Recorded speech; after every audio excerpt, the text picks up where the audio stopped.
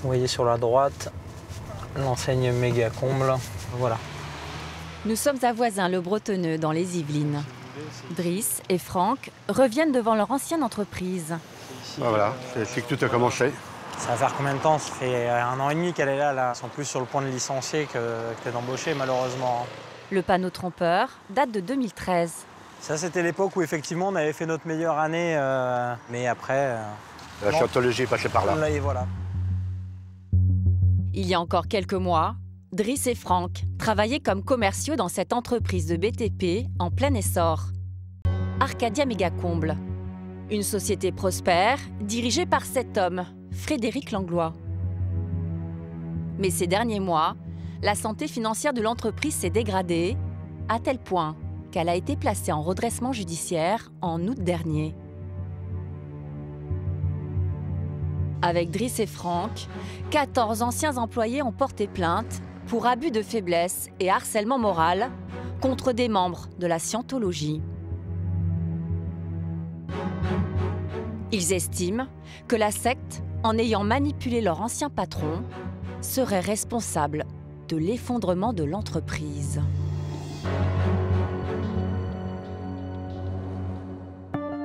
Arcadia Mégacomble a été créé il y a 15 ans par Frédéric Langlois. Son idée, se servir des combles pour agrandir les surfaces d'habitation.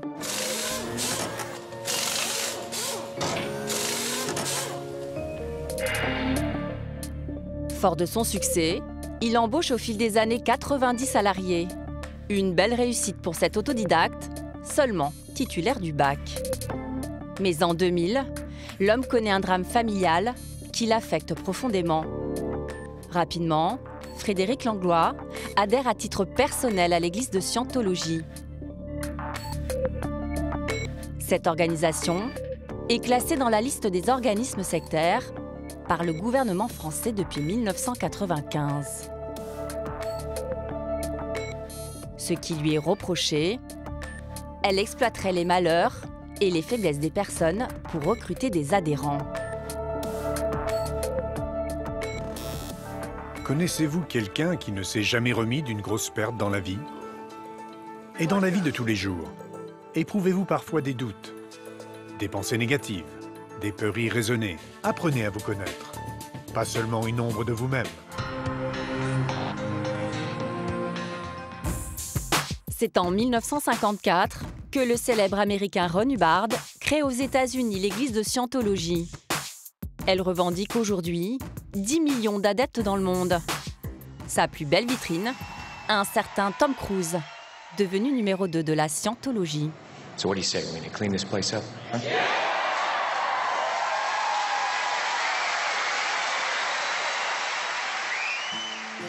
Frédéric Langlois aurait trouvé du réconfort dans la Scientologie. Une proche se souvient de l'état dépressif dans lequel se trouvait le chef d'entreprise. Je le voyais le matin, se réveiller, il avait 2 barres là. Fatigue, il était effondré. Je ne demandais même pas comment ça allait, c'était même pas la peine de demander. Bon, il s'est réfugié là-dedans. Bon. Et après, bon, j'ai vu que Fred, c'était toujours Fred, voilà. Et que bon, malgré tout, il allait mieux, tant mieux. Hein. Au début, l'appartenance du patron à la secte n'a pas d'impact sur l'entreprise. Ses employés n'ont aucun a priori sur la Scientologie. Pour ma part, il a été très franc avec moi. Il m'a dit, moi je suis scientologue, mais bon, cela, moi, ne me regardait pas. Pendant 3 ans, l'influence de la scientologie n'a pas eu lieu dans son entreprise. Mais Franck et Driss auraient constaté que Frédéric Langlois laisserait des personnalités de la Scientologie réorganiser la société en la structurant comme la secte. Au moment où d'autres gens issus de la Scientologie ont intégré l'entreprise, c'est là que tout a basculé. On n'a plus du tout reconnu l'être humain déjà. Alors le PDG, je ne vous raconte pas, et on nous a imposé vraiment énormément de choses. Les scientologues auraient alors commencé à imposer cet organigramme à 7 divisions, supposées indispensables au succès selon la secte. En quelques mois, cette structure est devenue celle d'Arcadia Mégacomble, identique. Le propre fils du PDG ne reconnaît plus son père. Comme il le confie dans cette interview, en juillet dernier. Avec la scientologie, moi j'ai perdu mes parents parce que plus du tout la même personne, plus d'humanité, plus d'émotion. Les employés racontent avoir vu arriver dans l'entreprise des consultants en coaching scientologue. Officiellement, pour doper les ventes. Mais les commerciaux se seraient retrouvés face à des cours incompréhensibles. La plus mauvaise idée est vous ne pouvez rien y faire, ou peu importe ce que vous faites, ou vous ne pouvez rien y faire à un tel degré que peu importe ce que vous faites, donc vous pouvez faire n'importe quoi. Ça, c'est la pensée du criminel. Ça, c'était dans le travail. Mais ça veut rien dire, ça. Ben non, voilà, va falloir m'expliquer, moi non plus. On nous imposait des formations commerciales afin de s'améliorer, mais des formations scientologues où il y a clairement écrit le nom de Ron Hubbard, Dianétique, la scientologie, avec des textes comme l'anatomie de la confusion.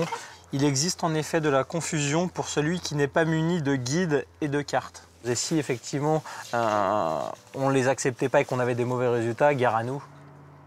Et selon les salariés, ils auraient dû se plier à des exercices de déstabilisation mentale ressemblant à de l'endoctrinement.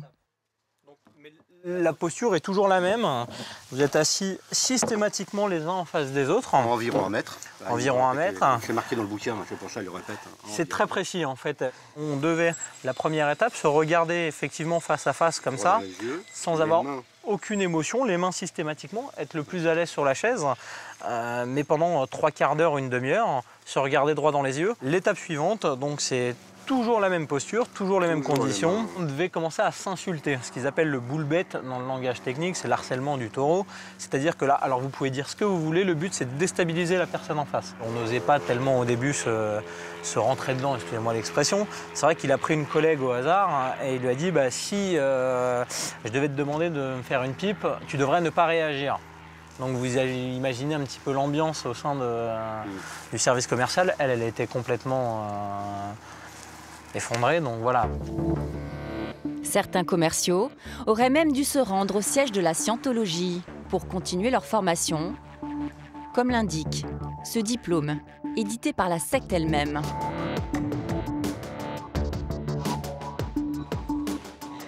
Selon Maître Maurice, l'avocat des anciens salariés d'Arcadia, le patron Frédéric Langlois aurait littéralement laissé la secte prendre les rênes de son entreprise. Il a laissé totalement la place à la scientologie dans le cadre de l'organisation de son entreprise. Et de ce fait-là, nous avons assisté, et les salariés l'ont dénoncé, à un véritable pillage de l'entreprise. Première à constater d'éventuelles anomalies, Monique, l'ancienne chef comptable. Elle aurait découvert que les consultants scientologues se feraient payer facilement d'importants honoraires. Mais en cherchant à contrôler les dépenses, Monique serait devenue la bête noire de sa hiérarchie. Ils ont eu des dépenses qui étaient plus ou moins justifiées, donc pour lesquelles moi je demandais des justificatifs systématiques mais que je n'avais pas. Donc il fallait que je repasse par la hiérarchie, qui me disait d'aller voir le consultant, qui me disait c'est comme ça et pas autrement, j'ai pas plus d'éléments. Et puis finalement le chef d'entreprise revenait en me disant mais écoutez, vous payez ces factures-là, il n'y a pas de souci. C'est un justificatif, mais moi c'était quelque chose qui me posait un gros souci. On vous amène une facture, on vous dit qu'il faut la payer tout de suite, 40 000 €. 40 000 €, c'est quand même une somme. Et ça correspondait à quoi? Ça correspondait à des prestations dans le mois, faites par les consultants. En un mois? En un mois. Voilà. Nous avons recherché les consultants scientologues qui intervenaient dans l'entreprise. Nous nous sommes rendus à la société de conseil de l'un d'entre eux à Paris. Mais surprise, aucun bureau à cette adresse. Donc ils reçoivent juste du courrier. Et ils viennent chercher le courrier. Non, on reçoit le courrier, vous pouvez laisser un courrier. Nous avons alors essayé de joindre par téléphone un autre consultant, mis mal à l'aise par notre appel. On m'a expliqué que vous aviez des soucis avec la société Arcadia. Si vous voulez me donner quelque chose par écrit, vous l'envoyez à l'adresse de la société, je répondrai par écrit. D'accord, vous voulez pas me rencontrer? Non, donnez-moi les choses par écrit, je vous réponds par écrit. Et puis, je comprends me dites, je sais pas ce que vous voulez. Je fais du business, je vois pas de quoi vous me parlez, quoi.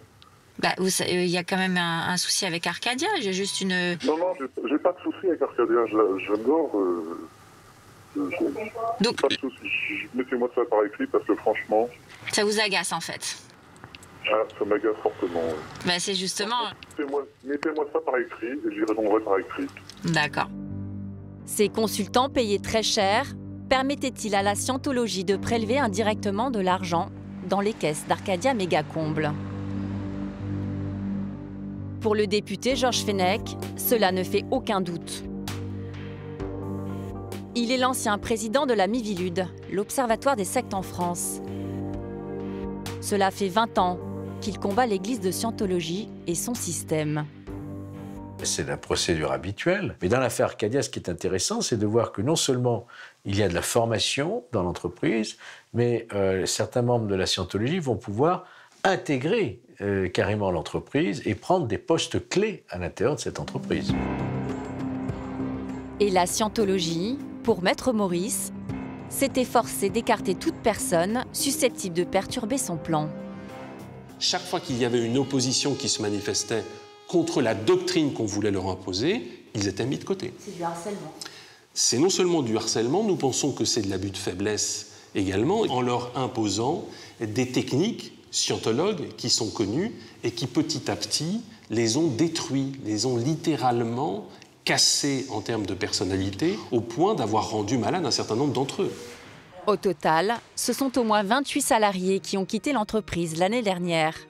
Selon eux, sous la pression de leur direction. Au début de l'affaire, Frédéric Langlois, le patron d'Arcadia Mégacomble, s'exprimait encore publiquement pour démentir toute implication de la secte dans sa société. C'est complètement et totalement faux. Il n'y avait rien. Non, la Scientologie n'a rien à voir avec ça. Ce sont des convictions qui me sont propres. Tout le monde sait que je suis scientologue ici, mais voilà, c'est tout, ça s'arrête là. Mais lorsque nous essayons de rencontrer Frédéric Langlois, il ne souhaite plus parler. Bon, je n'ai rien à vous dire. Je ne vais pas mal vous écrire, mais franchement, cette histoire a que trop duré. Il n'y a pas eu d'obligation de faire des formations. Il me parlait d'être face à face, de se regarder pendant des heures sans rien dire ou de s'insulter. Tout est faux, tout a été... Quand des choses ont été faites, elles ont été faites avec le consentement des gens. Ouais. Vous n'avez jamais obligé qui que ce soit. Vous arrêtez pas. L'Église de Scientologie n'a pas souhaité donner suite à nos demandes d'interview. L'enquête de police est en cours. La brigade financière s'est emparée de cette affaire hautement sensible. La Scientologie a déjà été condamnée en 2012 par la Cour d'appel de Paris pour escroquerie en bande organisée. Si elle était condamnée une nouvelle fois, elle risquerait la dissolution en France.